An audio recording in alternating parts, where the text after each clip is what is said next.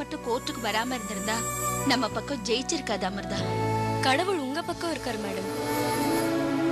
நம்ம கோர்ட்டுக்கு போயிட்டு இருக்கும்போது உங்க அப்பா எனக்கு ஃபோன் பண்ணி மாசிலாமணி அங்கிளுக்கு ரொம்ப உடம்பு முடியலன்னு சொன்னாரு. அந்த விஷயத்த நான் உங்ககிட்ட சொல்லியிருந்தா நீங்க கோர்ட்டுக்கு போகாம என் கூட தான் வந்திருப்பீங்க. அதனாலதான் உங்ககிட்ட சொல்லாம நான் கிளம்பி போயிட்டேன்.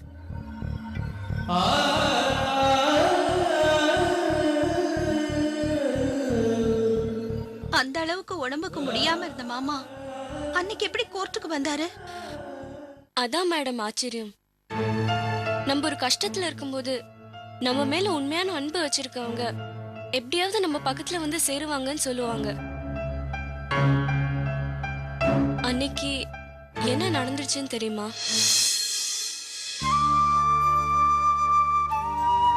நீ வந்து நல்லதா போச்சுமா.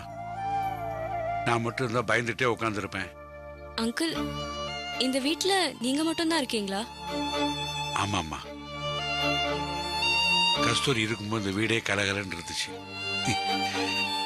என் 3 பொண்ணுகளும் சேர்ந்துட்டா ஒரே சிரிப்பு, ஒரே சத்தம் தான். என்கிட்ட பணம் காசு குறைவா இருந்தாலும் சந்தோஷத்துக்கு குறைச்சல் இல்லம்மா.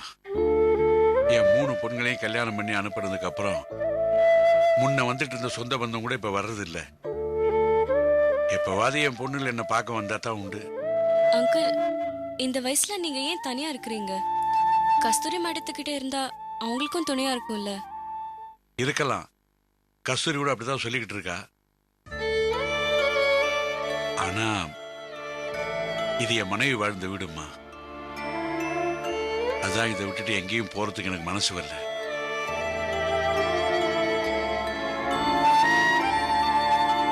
சரிம்மா, நான் கேட்கணும்னு நினைச்சேன். நீங்க ஏன் திடீர்னு கிளம்பி வந்தீங்க? நாங்க ஒரு காரணத்துக்காக தான் வந்தோம். ஆனா மாசிலாமணி அங்கிள் இப்ப இருக்கிற நிலைமையில நாங்க வந்த காரணத்தை அவர்கிட்ட சொல்ல முடியாம போயிடுச்சு. என்னம்மா, கஸ்தூரிக்கு ஏதாவது பிரச்சனையா? ஆமா அங்கிள், ராம் கஸ்தூரி மேடம் மேல ஸ்ட்ராங்கா ஒரு கேஸ் போட்டிருக்காரு. என்ன கேஸ்மா? மாசிலாமணி அங்கிள் கஸ்தூரிக்கு செலவு செஞ்சது, கம்பெனி ஆரம்பிச்சது, கொடுத்த சொத்தெல்லாம் ராம் சாருக்கு வேணுமா.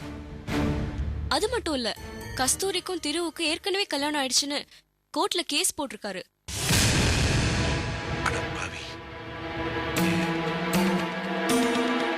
இதெல்லாம் விட பெரிய விஷயம், கஸ்தூரி மேல பாஸ்போர்ட் மோசடி கேஸ் போட்டு 7 வருஷம் ஜெயில போட ராம் ஏற்பாடு பண்ணிருக்காராம்.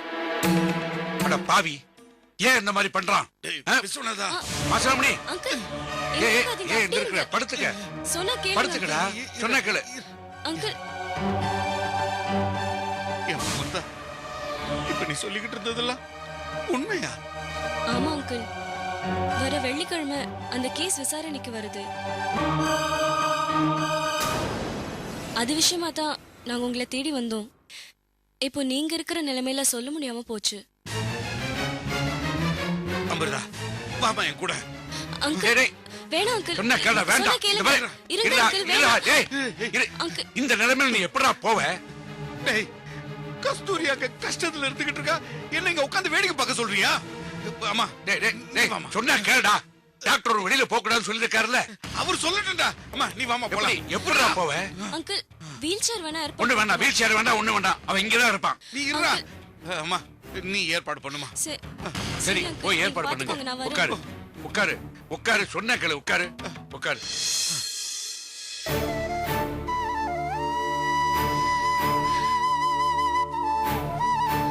மாமா பாவம், எனக்காக உடம்பு சரியில்லாம அவ்வளவு தூரம் டிராவல் பண்ணி வந்திருக்காரு. அவருக்கு கடவுள் நீண்ட ஆயுளையும் ஆரோக்கியத்தையும் தரணும்.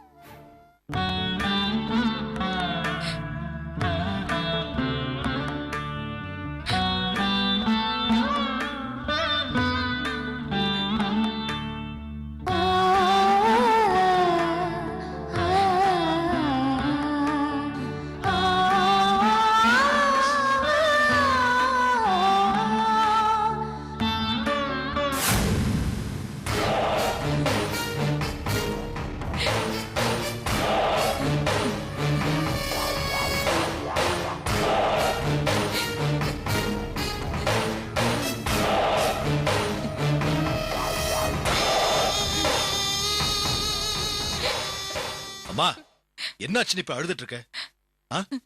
அவரை பத்தி கோர்ட்ல இப்படி எல்லாம் பேசுவாங்க தெரிஞ்சிருந்தா நான் வந்திருக்கவே மாட்டேன். நீதான் என்ன கட்டாயப்படுத்தி கூட்டிட்டு போன.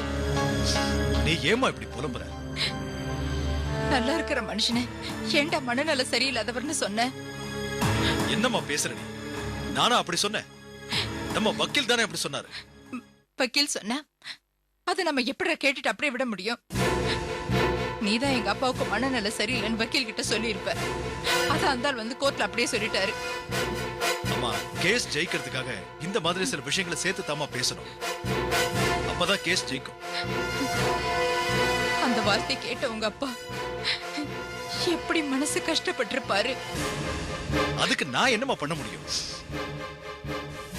வக்கீல் கோர்ட்ல வந்து என்ன பேசணும்னு நானும் அவருக்கு எழுதி தர முடியும். நீ மட்டும் கோர்ட்ல சும்மா இருந்திருந்தாலே என் பக்கம் கேஸ் ஜெயிச்சு.